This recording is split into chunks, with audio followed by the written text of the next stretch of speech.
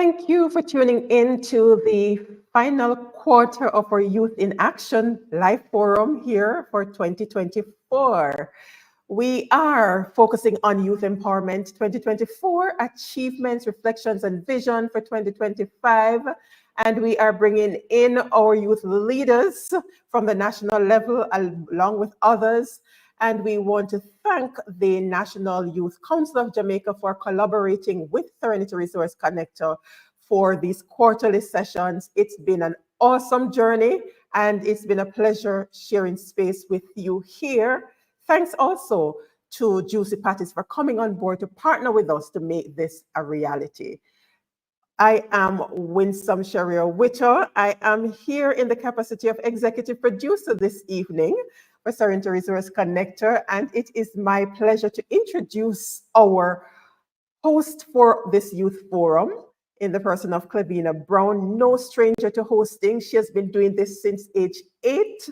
She went on to study marketing and journalism and has interned in so many different areas, owning her skills, adept at voice acting, really a dynamic force to reckon with. And so let me bring on Clevena Brown. Welcome, Clevena. Good night. Thank you for that introduction. It was very lovely. But you say so. Awesome. All right. And already we have JP Annette McDonald out of Clarendon here with us. Thank you for tuning in, JP McDonald, and the many others who are on. Clevena, the floor is yours.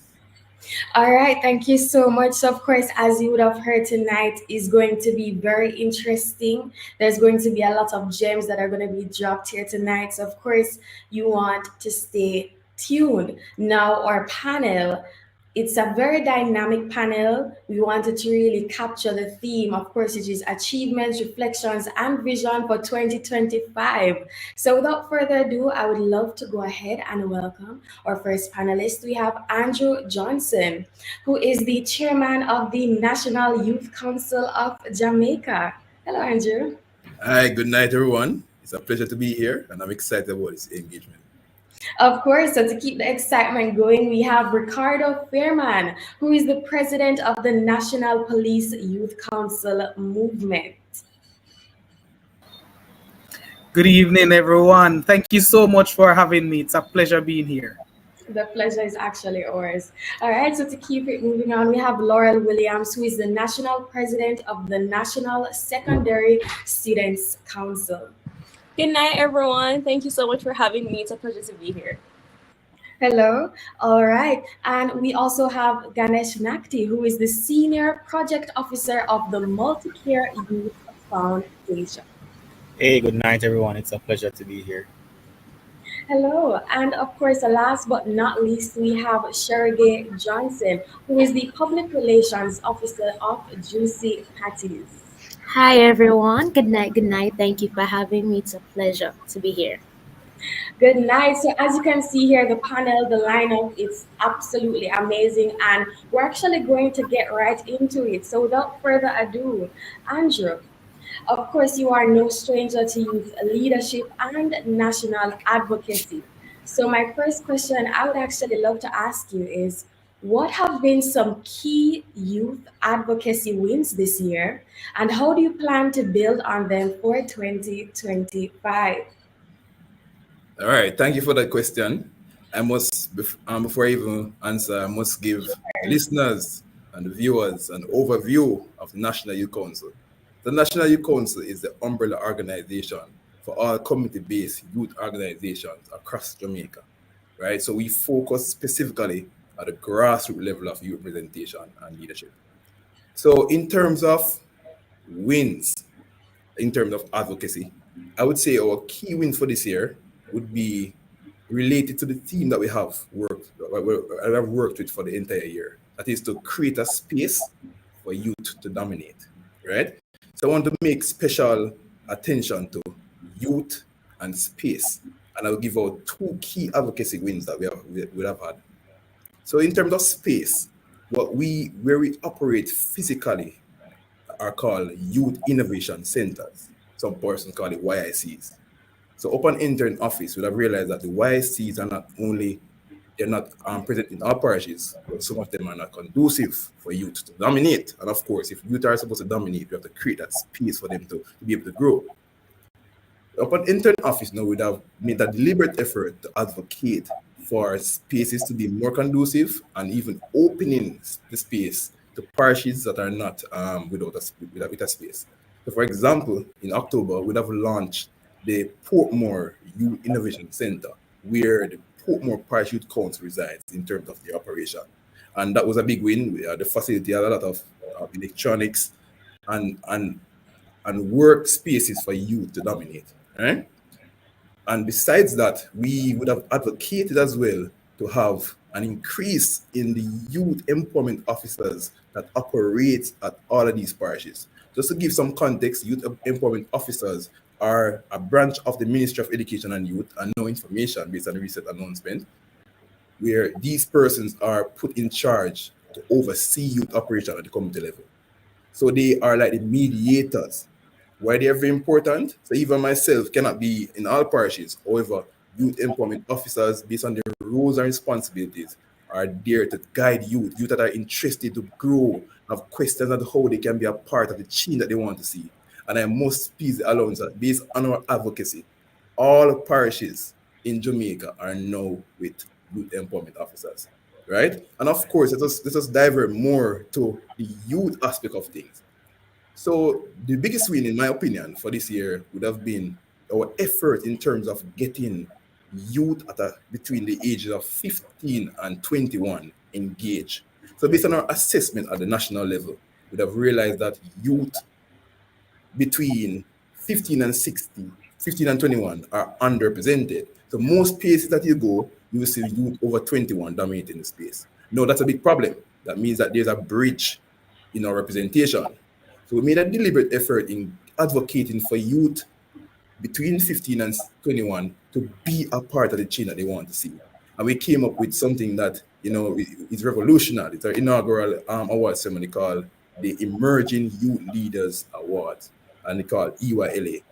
So the effort basically is to get youth that are doing great job within their community to be engaged and give them the room to grow so they can showcase their skills and talent. And of course, Jamaica and our communities at large would benefit from the effort. So this means that we didn't have a award ceremony just to say, yeah, we have an award ceremony and it's pretty and everything is nice. We actually follow up with these youth to see how we can engage them through mentorship. We organize a courtesy call with the Minister of Education and Youth, the then Minister of Education and Youth, Honorable Laurel Williams. The courtesy call, she had the opportunity to hear their different plans, and she had endorsed them and even engaged them and tell them how they can go forward in building on what they have been doing. So yes, there are a lot more I can mention, but those are the notable wins so far through National Youth Council. Wow, that was actually very interesting to me because it sounds as though the National Youth Council of Jamaica has been very active. I heard a lot of paying attention to various different parts of how you can improve and build upon the youth, and I definitely see how that will be improved upon for 2025. Great work so far. So following that, I would love to ask you, what role do you see for the National Youth Council in empowering Jamaicans to shape their communities and at large, even the nation? Well, thank you for the question. So the National Youth Council of Jamaica is a unique platform. I must first say it's a unique platform, and it is aligned with what the Prime Minister would have mentioned in 2019.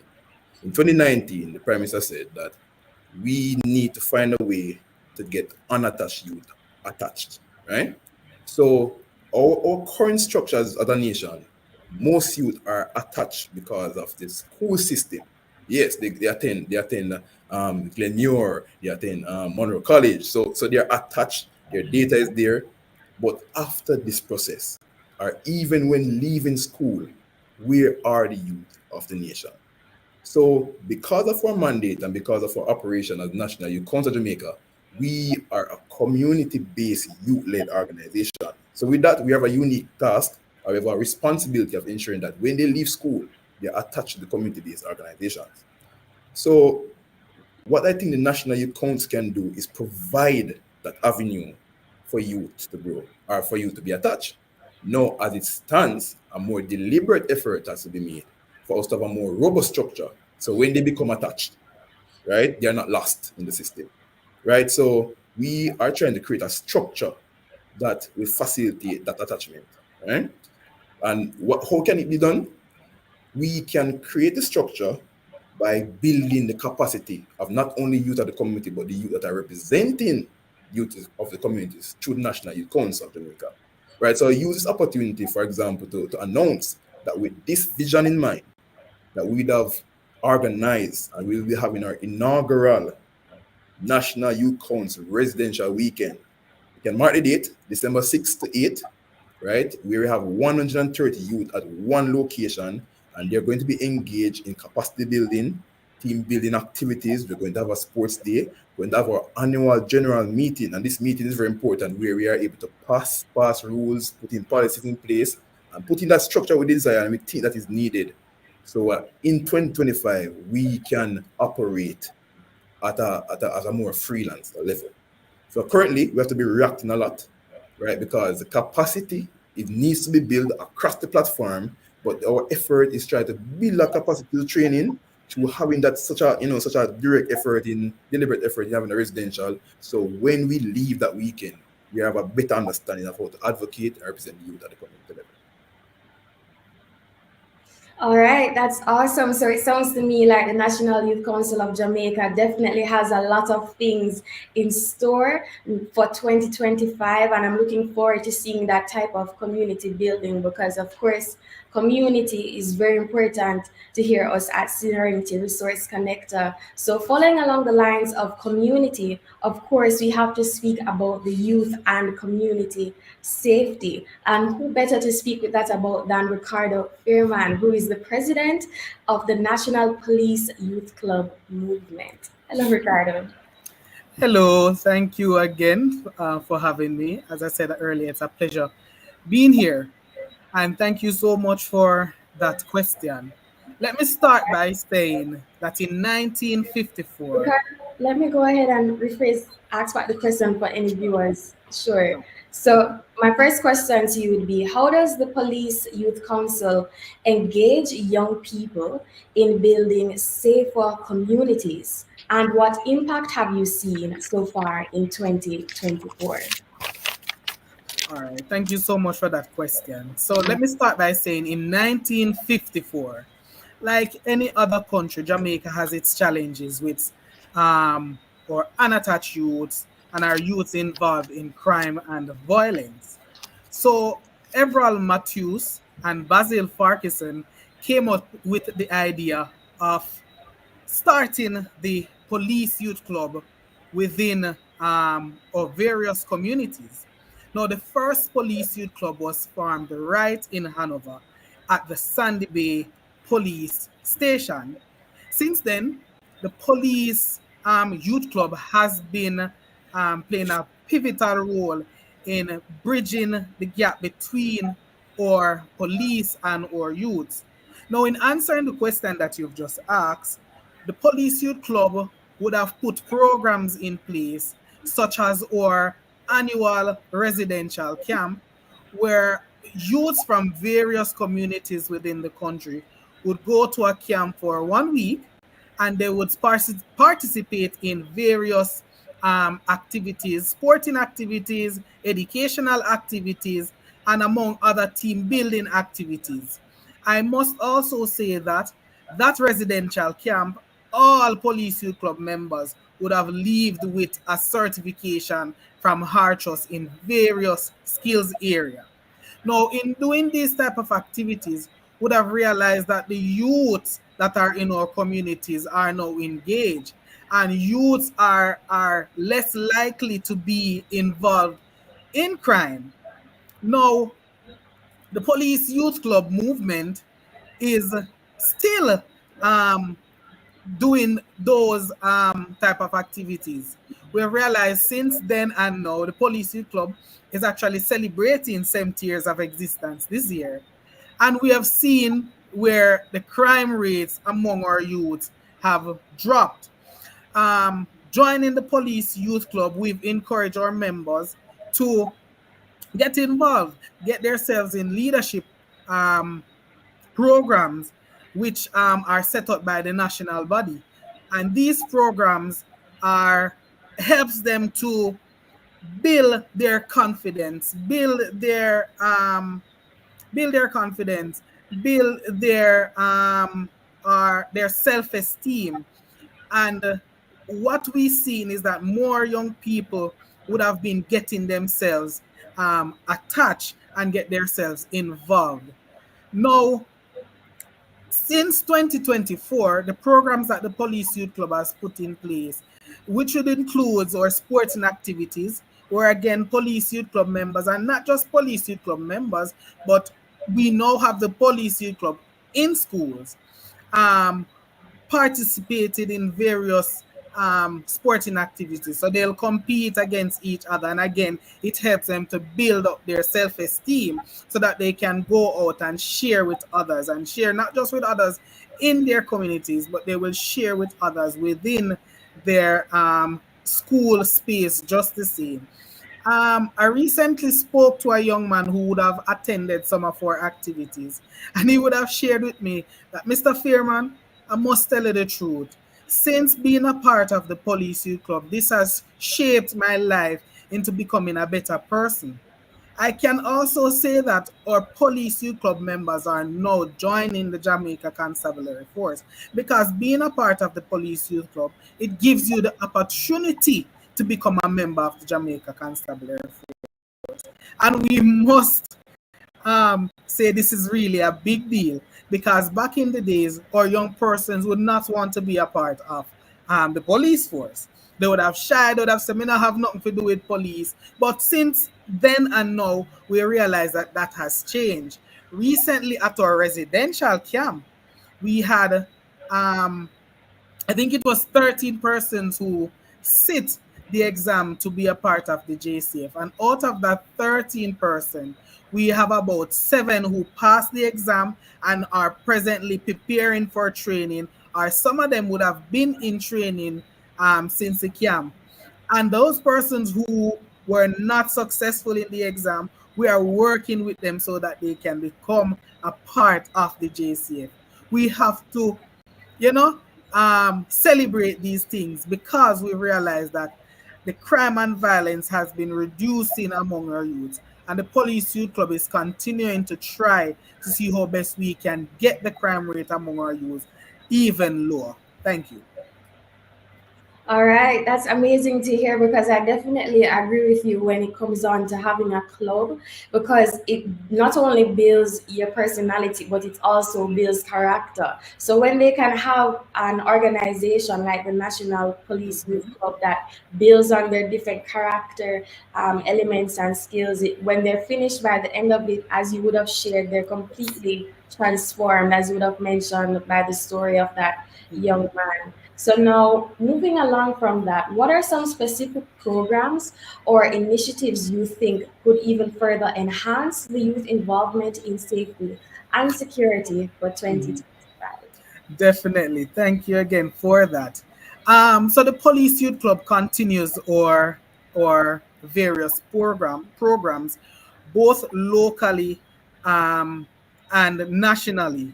So some of the programs that we have lined up for our 2025 is that we will continue to do our skills training program through heart. We'll continue to do our professional and professional development trainings. This will be happening right across each of our respective areas, as well as we have our quiz competition or spelling bee competition. And these programs would have gathered our young people to come together. So even though they are competing against each other, they're allowed the opportunity to work with each other so that we can help to build a better Jamaica and a safer space for our young people. I think those are very interesting and exciting initiatives that the young people can look forward to. The spelling bee, all of it, I think you will definitely get a good turnout, and I'm hoping for the best. All right, so in keeping with youth, of course, and representation along with education, I'd love to bring Laurel into the discussion. Laurel, how are you? I'm good, thank you. And you? I'm doing quite fine. Thank you for asking. So I'd love to ask you, as the national president of the Students' Council, what are some challenges as well as achievements that secondary students have faced this year? And how has the council worked to address these? Okay, all right. So first, I want to preface by saying that the National Secondary Students Council is the overarching body that essentially governs student councils across Jamaica, ensuring that we're advocating for the rights of students as well as for their welfare. So particularly just going to go on first the challenges and then what NSSC has already done to address it. Okay, so first, I think one of the biggest challenges that students face nowadays is excessively punitive measures within schools. Let me first say that, of course, NSSC completely understands and supports the need for discipline within our schools. However, when corrective measures, for students, perhaps misbehavior and misconduct moves from excessively, or rather, it becomes excessively punitive. It instead of actually disciplining the child and ensuring that they stay on the right path, it usually fosters a system of recidivism where the child ends up in the same position again because the corrective measure used was excessively punitive instead of restorative. And I believe that it is so important to ensure that when school administrations, especially in the execution of disciplinary measures, they ensure that the measures that they're using are not excessively punitive but are rather restorative, that they are aimed at actually ensuring that the students understand what they did, they understand the consequences, and that they're put in programs to foster their further development and growth so that they do not do it again. I think a lot of students across Jamaica are facing a lot of academic stress, which leads into, or rather trickles into, a lot of mental health concerns. The reality is the world that we as secondary students are living in now is not the world that our parents were raised in or were living in at the time when they were youth. We are faced with entirely different plethora of issues, and I think it has caused its own impacts, mainly negative impacts on our mental health. And so I believe that within our schools, there definitely needs to be the resurgence of the importance of our guidance counselors within our schools. I think a lot of students, well, I know that a lot of students are silently struggling, and I think that, when it comes on to student development, we are not just referring to their academics, we're not just referring to their extracurriculars, we're referring to the whole student. NSSC advocates for the complete holistic development of our students and of students across Jamaica. And so I think that that also includes addressing, the various mental health concerns, as I believe that is a very pressing issue that unfortunately a lot of students are facing now. Not only students, but just youths, individuals in general. And as we close Mental Health Month, let me say mental health matters. Also, unhealthy foods in schools. The NSSC is in complete agreement with the Jamaica Youth Advocacy Network, as well as the Heart Foundation of Jamaica's advocacy when it comes on to the fulfillment of the school nutrition policy.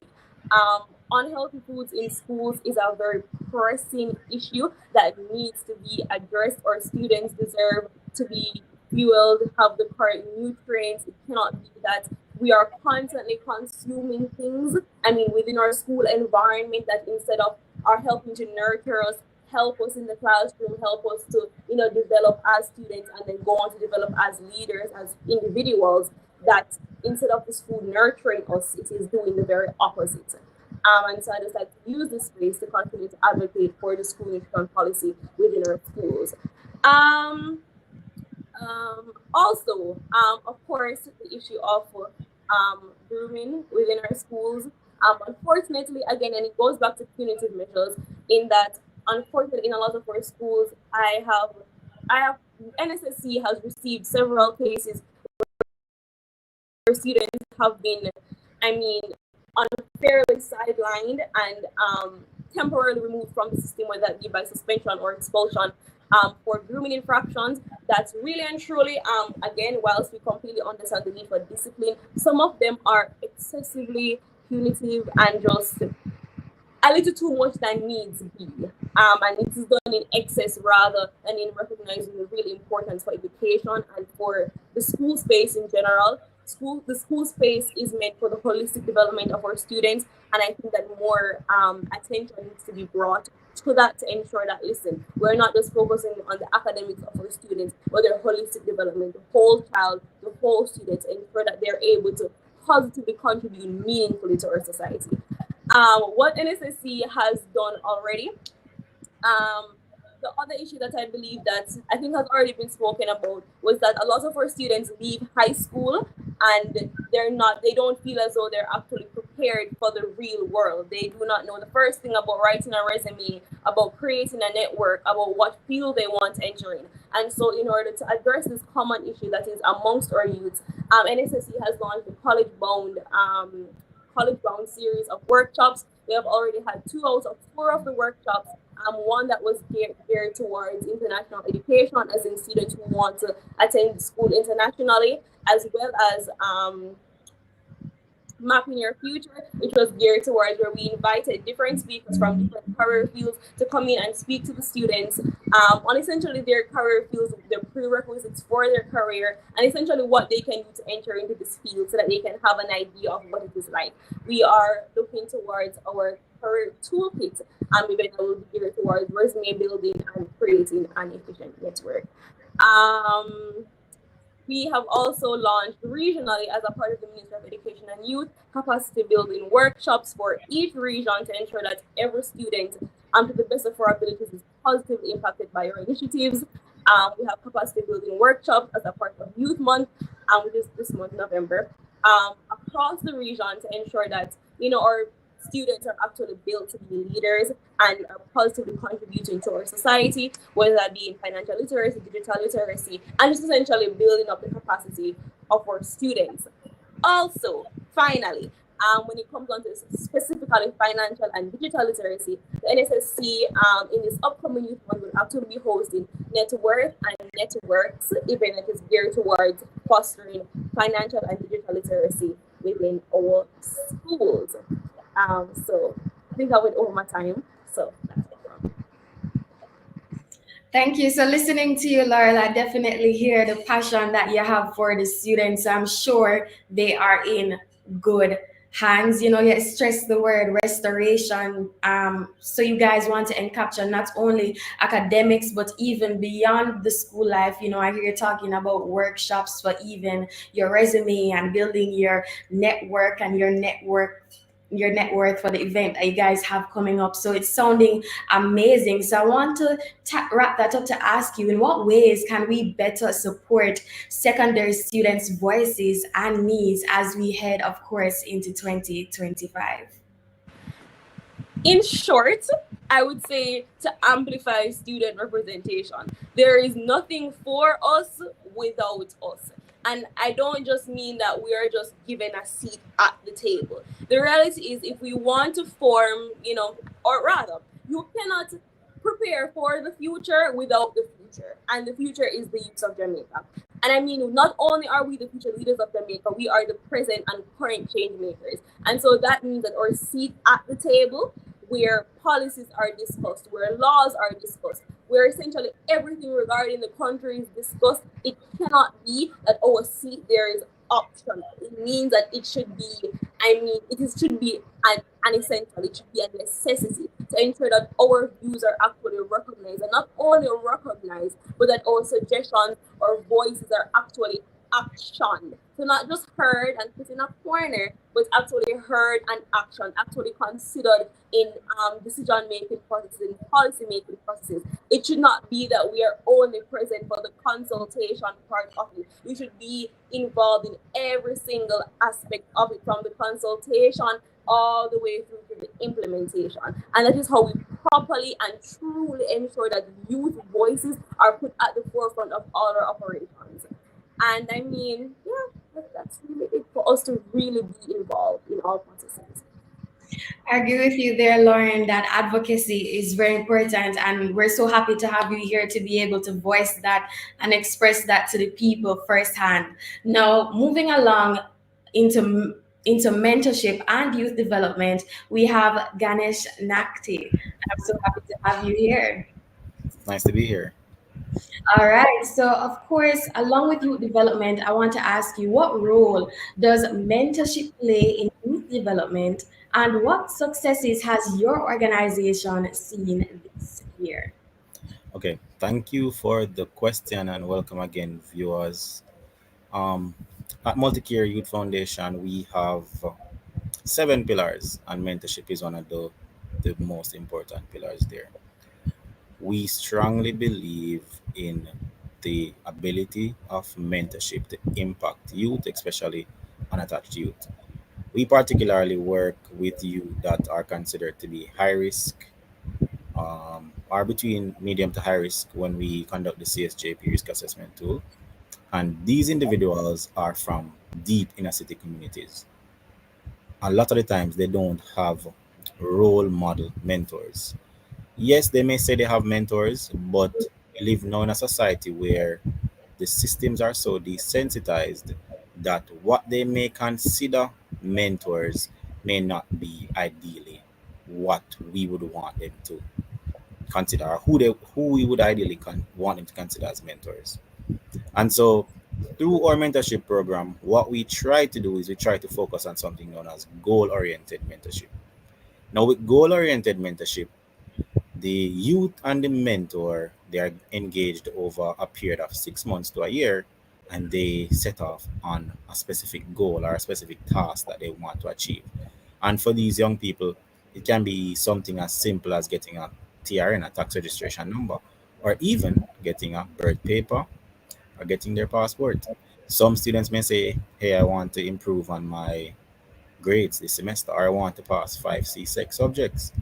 And what happens is over the period of 6 to 12 months, the mentor helps the mentee to achieve this short term goal.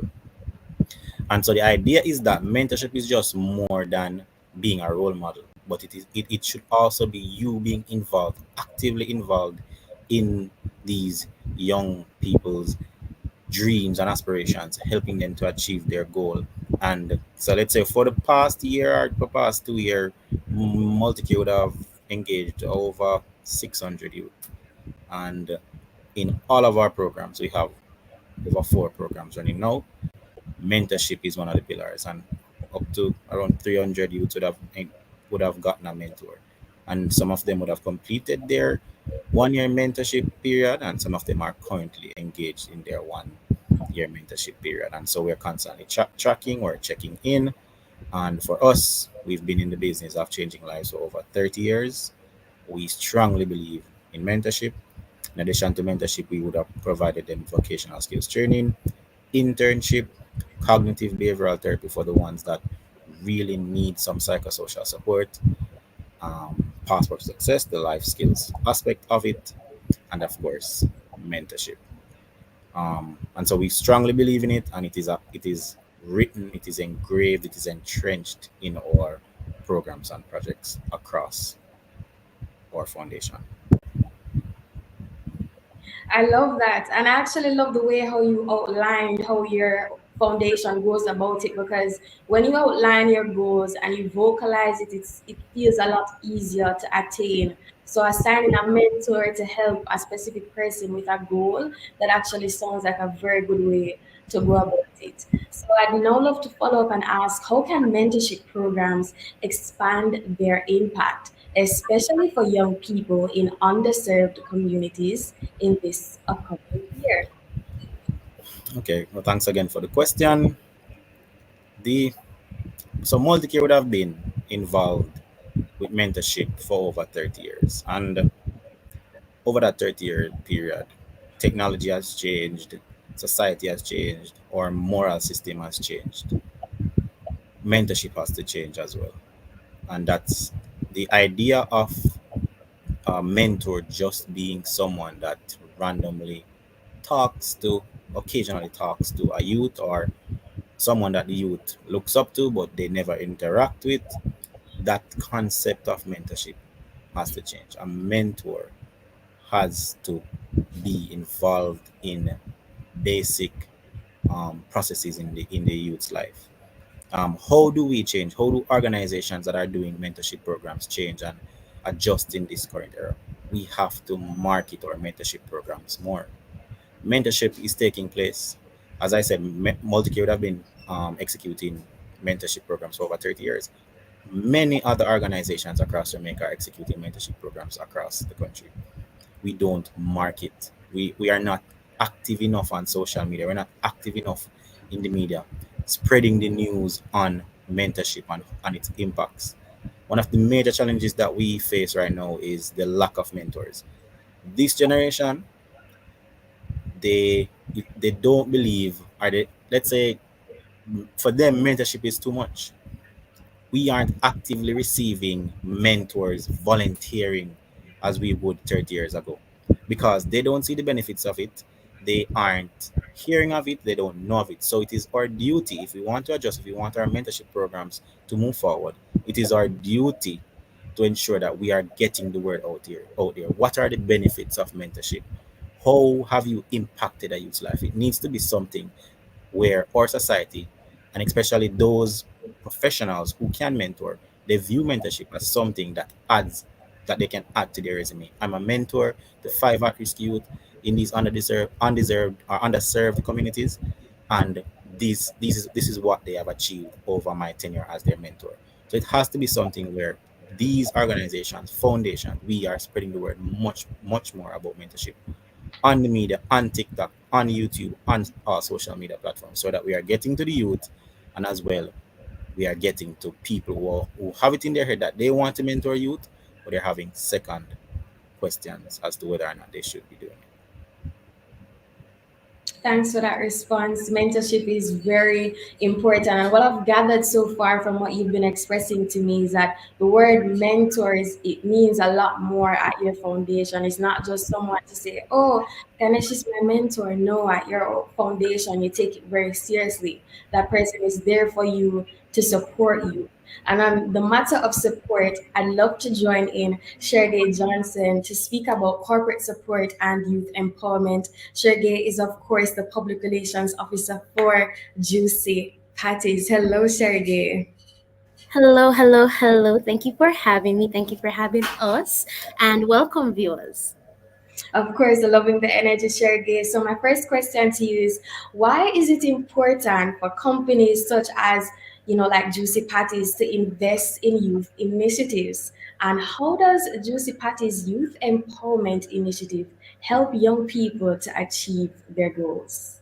Thank you for that question. So, a part of our mission here at Juici Patties is to serve the Jamaican people and invest in the development of our nation. We believe in the power of the next generation, and we feel that it is important to empower our young people by equipping them with the requisite skills and knowledge that they need to be successful, not just in their careers, but also in their lives as well. Now, one of our flagship initiatives, which you just mentioned, is our annual Youth Leadership Workshop and Volunteer Program, which, by the way, celebrates 20 years this year.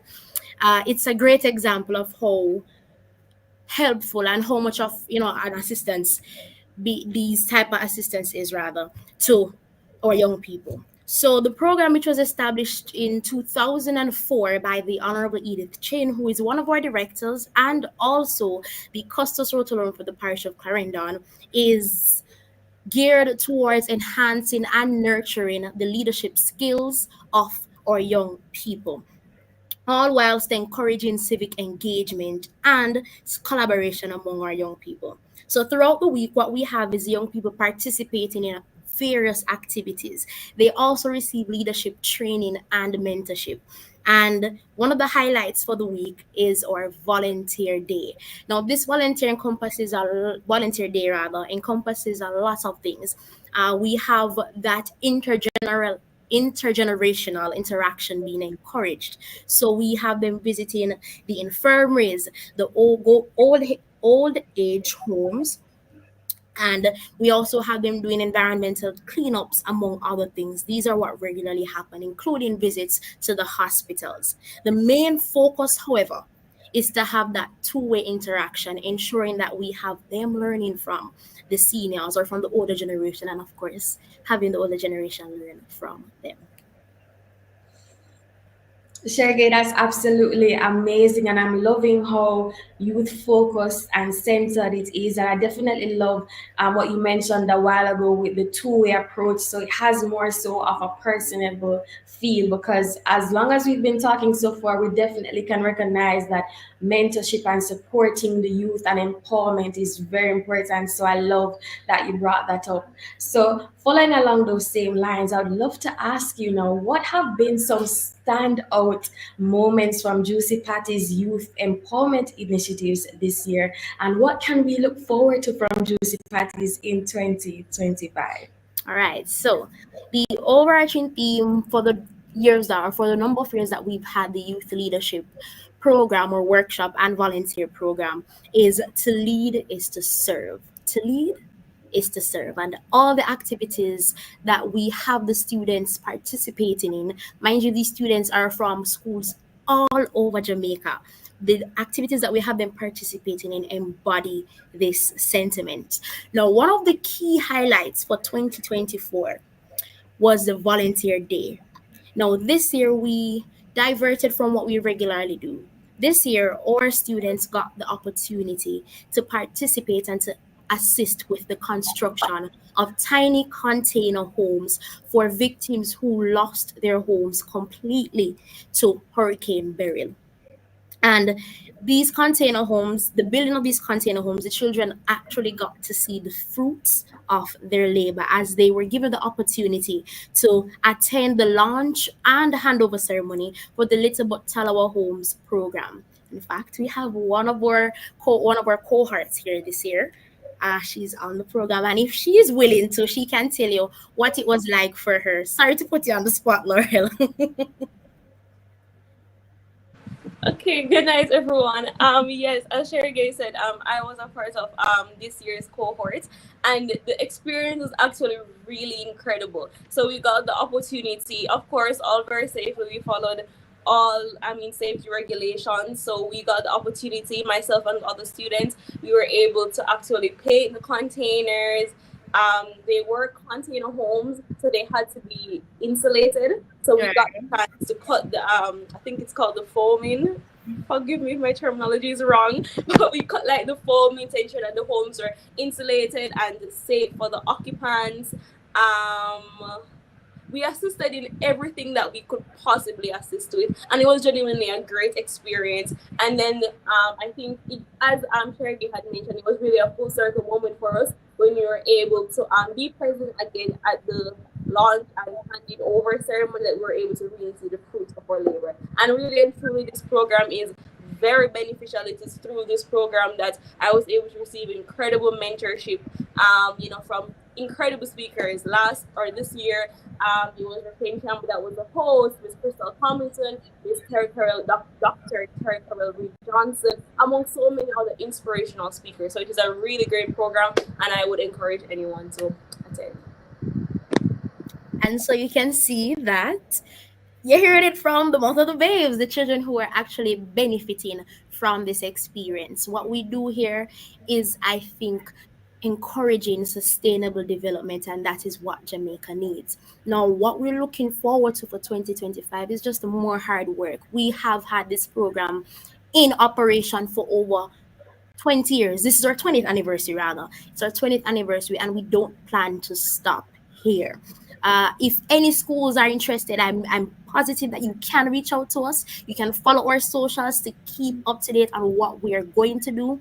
And I also have to mention that our work with the youth is not limited to our annual youth leadership workshop and volunteer program.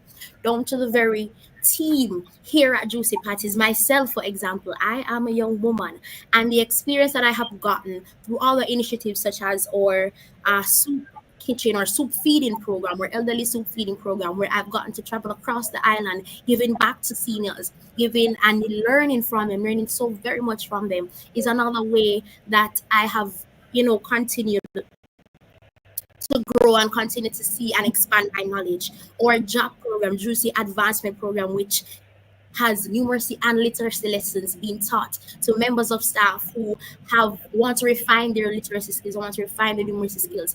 A lot of our who are members of the company are young people, and so to be able to get opportunities like this continues to help young people to grow and help young people to thrive in the spaces that they are in. So these are just a few of the ways that we can contribute rather to the growth and development of our young people, because we see it as incremental to not just their growth but to the development of the nation. Guys, I think it's safe to say the truth is in the pudding, or should I say Patty rather? That's right. Right. I mean, it's absolutely amazing what is going on here. And it's great to know that this brand that is loved by not only children, but the young people of Jamaica, they are playing such an active role. I mean, you heard it from Laurel yourself. Great things from Juici.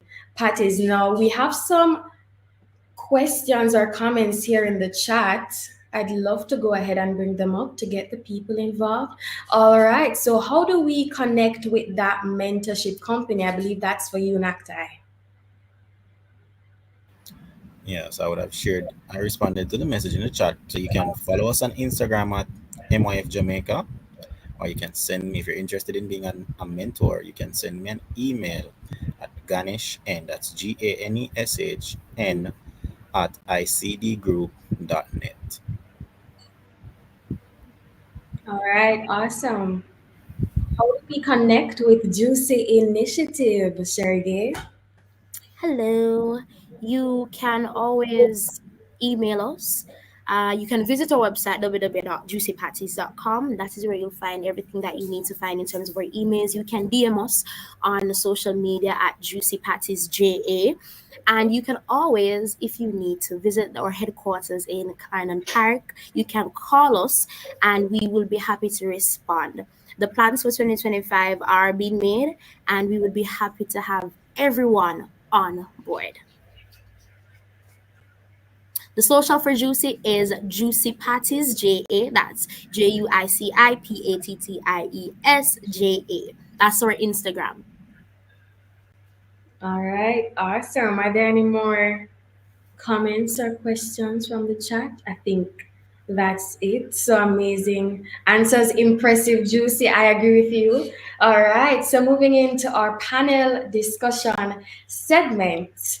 Andrew, I think you've been quiet for a little too long. I'd love to bring you in to the chat now. What's one piece of advice you'd offer to youth who want to start making a difference in their community? All right, to answer that question, I want to ask a question to the youth. Whether you're attached or unattached, whether you're considered youth based on our stipulation between 16 and 29, or you're a more experienced youth beyond 29. Let me just ask a question. Do you believe that you can be the change that you want to see in your communities? And the simple answer to that is yes, absolutely. Because what? You are a promise, you're a possibility, you're a promise with a capital P. And I'm saying this because among school across Jamaica, that is something that I'm sure most persons have heard. But it is now to believe it and actualize it, right? I was having a conversation earlier with the General Secretary for the National Youth Council of Jamaica. And she said, to answer, I have to be as practical as possible. So now I'm going to see if I can incorporate my electrical engineering skills. I'm an engineer by profession, to get you to understand how much of a possibility you are. We talk about sometimes that we want to do things, we want to make a difference, but we don't know where to look, right? We are saying that we don't have the opportunity to make a difference. And I was told before that the opportunities and the resources that we seek is oftentimes right in front of us, right in our communities. And because of the emergence of the digital age in 2024 and even before, it is right in our house, in our household. So once upon a time, it was hard to reach out to corporate companies. It was hard to get certain information and support to do what you want. to make a difference, but it is at your fingertips now.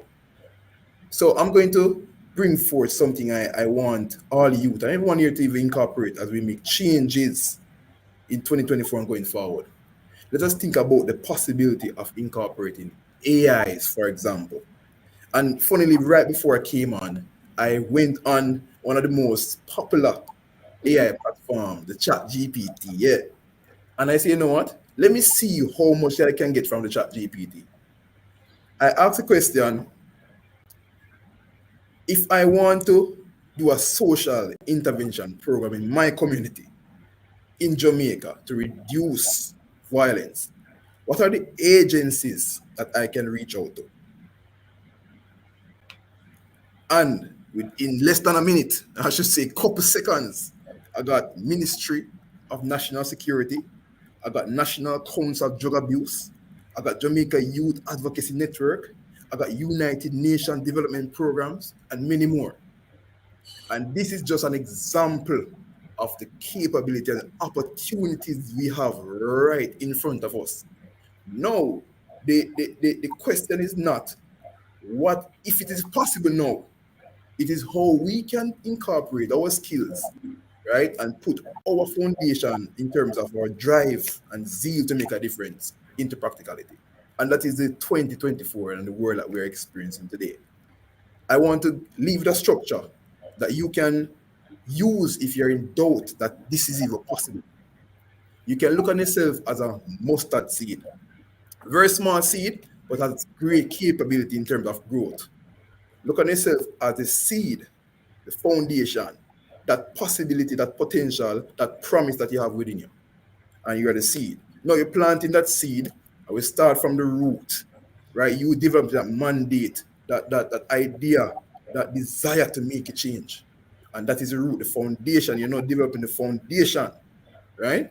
And after developing the foundation, if you have that proper foundation, it starts to germinate, right? You start to grow now in this space. You start to relish in network. You start to navigate. You start to apply your research skills. You start to use your creative innate potential to bring forth that tree, that big possibility that the mustard seed can produce, right? And of course, I'll skip the other part of the tree because then I can't talk about all of it. But for structure, let's talk about the branches and the leaves.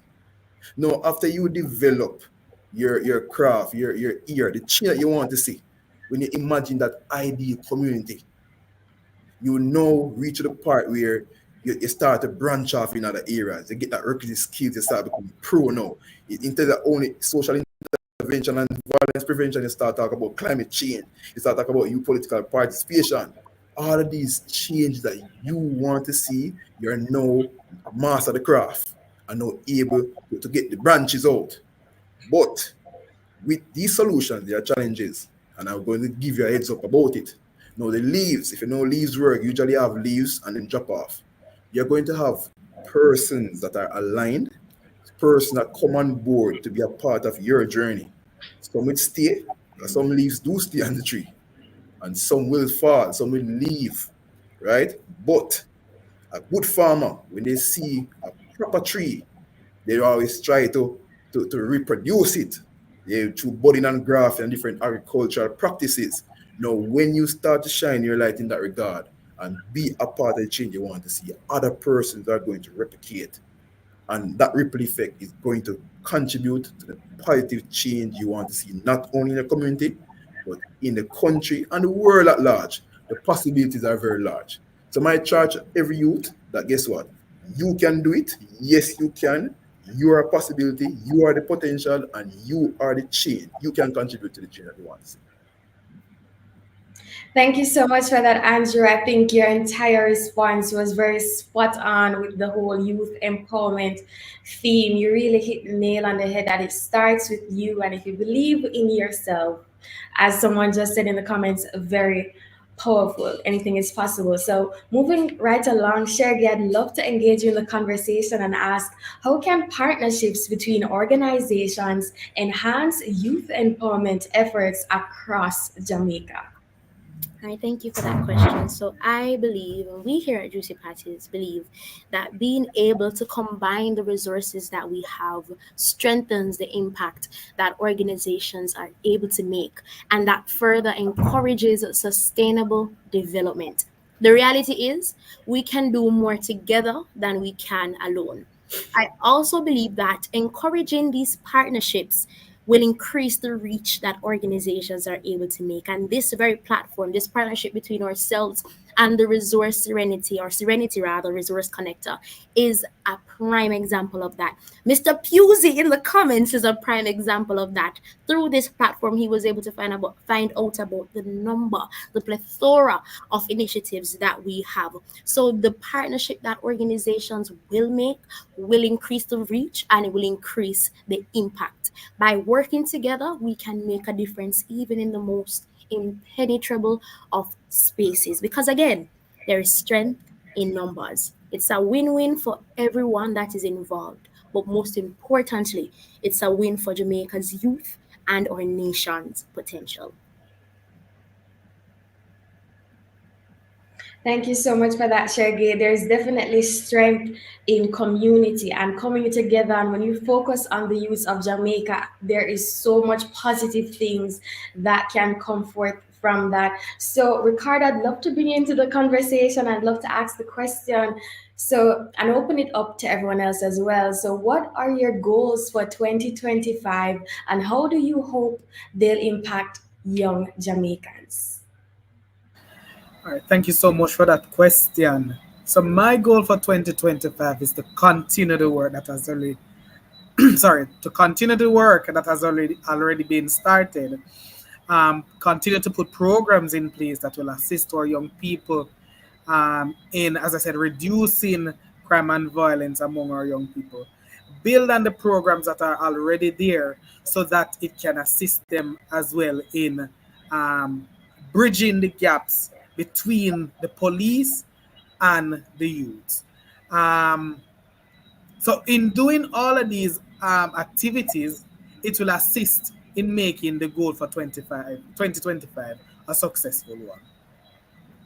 Awesome. I'm definitely looking forward to those different initiatives that you mentioned earlier. Someone in the comments said, "Together we stand," and I do agree with you. Now, Ganesh, I'd love to bring you into the conversation as well. All right. So my goals for 2025, for 2026 and for 2027 at Multicare, we're going to continue to try to engage in the business of changing lives. We strongly believe in the power of the youth to change Jamaica. We are targeting the most high risk. We work in the correctional facilities across Jamaica as well. We work in the deep inner city communities, and we have a strong conviction in trying to reduce crime through proper intervention. I think in Jamaica we have a punitive approach to crime fighting and to correction, and we believe through life skills training, through psychosocial support, through mentorship, through internship, through getting the youths out of the situations they're in and placing them into the environment where they can shine, where they can grow. We believe this is the best way we can empower these individuals. And for 2025, we are going to try to exceed our targets. We would have targeted over 1,000 youth for this year. Next year, we're going to try to get to 2,000 youths. And I know my people at Baltic they're watching and they'd love to hear that. And these would be our goals for 2025, and we're gonna work strongly towards it. All right, that definitely sounds promising. Now, Laurel, I'd love to hear your input on this. All right. So I think NSSC strongly believes in the power of education, especially when it comes on to upward social mobility and essentially just ensuring that the life for youths will actually be prosperous beyond high school. Again, as I would have mentioned, we realize that a lot of youths struggle when it comes on to the transition from high school to whether it be into a career or into perhaps tertiary education. I think the main goal of the NSSC this year would be to really empower the students to really be able to facilitate that process, whether that is through mentorship, as Mr. Nactie spoke on, internships, or just ensuring that the youth are given the opportunity to not only just live in the society, but to meaningfully contribute to it and actually to not just, I mean, be passive participants, but actually to be active participants, that they're able to actually shape, I mean, their future and by extension Jamaica in order to positively contribute and make meaningful contributions to our society. Um, yeah. Yeah, I agree with you, Laurel, completely when you mentioned that holistic development is very important. Not only to the academics, but you guys reach beyond that, and absolutely love to see that. Andrew, what's your take? I think the honorable panel has said it all, but just to add, I believe in the mantra that we can use what is right with Jamaica to fix what is wrong. So my effort and through the National Youth Council of Jamaica is to continue to see where we can identify the problems. We will consider those are what is wrong and to use what is right, because trust me, the National Youth Council is absolutely aligned with what is right with Jamaica. Right. So going to ensure that we stay on that part and try to fix what is wrong. And I would also highlight that currently I see where there are a lot of efforts, there are a lot of initiatives that are there that are aligned what is right, that can be game changers. For example, being here tonight would have highlighted that to me, where we have a lot of partners, a lot of persons that are doing, good work, trying to advance youth representation, but we are really doing it in isolation. So the effort of 2025 is to increase on that Sustainable Development Goal 17, which speaks of partnership for the goal. Partner with like entities to see how best we can represent youth across the length and breadth of Jamaica. Right, and personal required desire from the National Youth Council is to continue to see if we can get more youth attached to the council, increase community-based youth organization in terms of membership, and try to see how best we can support them with this robust structure I would have mentioned earlier. Put a robust structure in place so everyone appreciate and understand how to navigate the different spaces. And of course, that will have a effect as to how we are properly serve the communities in Jamaica. Right. I definitely agree with you when you talk about spotlighting or highlighting those different opportunities for growth among the youth. I think that's very important and it would definitely be impactful. Last but of course not least, Sheri-Gaye, do you have any closing goals for 2025? We do. We want to continue to support our young people. We want to continue to ensure that we are empowering our young people because you are the future. We are the future. Hello, we are the future. This is something that we always say. Juicy Patties is powered by the people. We are the people. And so we're going to remain committed to serving the people. We have a saying that says Juicy Patties always serving the land we love. So what I'll close with is this. Juicy Patties, we will continue to serve the land we love. And I must commend each and every one of our panelists tonight. You have done an exceptional job. You are doing an exceptional job. And we at Juicy Patties are proud of you.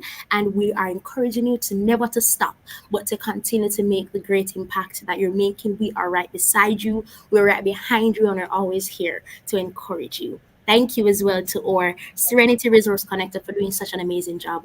We are really honored to be a part of such an amazing program and continue to do the good job that you're doing.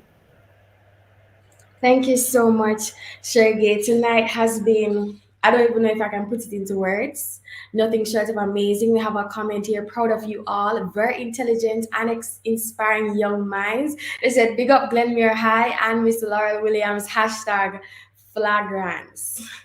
Great.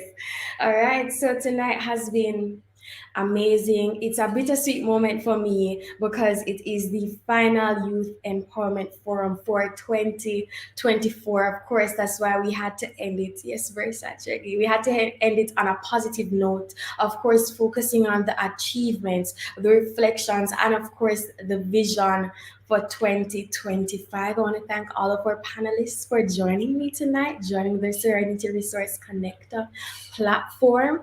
And I also have some good news. news. Don't be sad, everyone. You can look forward to a new, revamped, of course, improved version of our youth corner or youth forum in 2025. So stay tuned, of course, to our social media. Follow along to see our launch that will happen in 2025. It was amazing. Thank you so much for being here. To all our viewers, 34 people I'm seeing right now, though everyone who was in the chat, thank you so much for being here. It was a pleasure.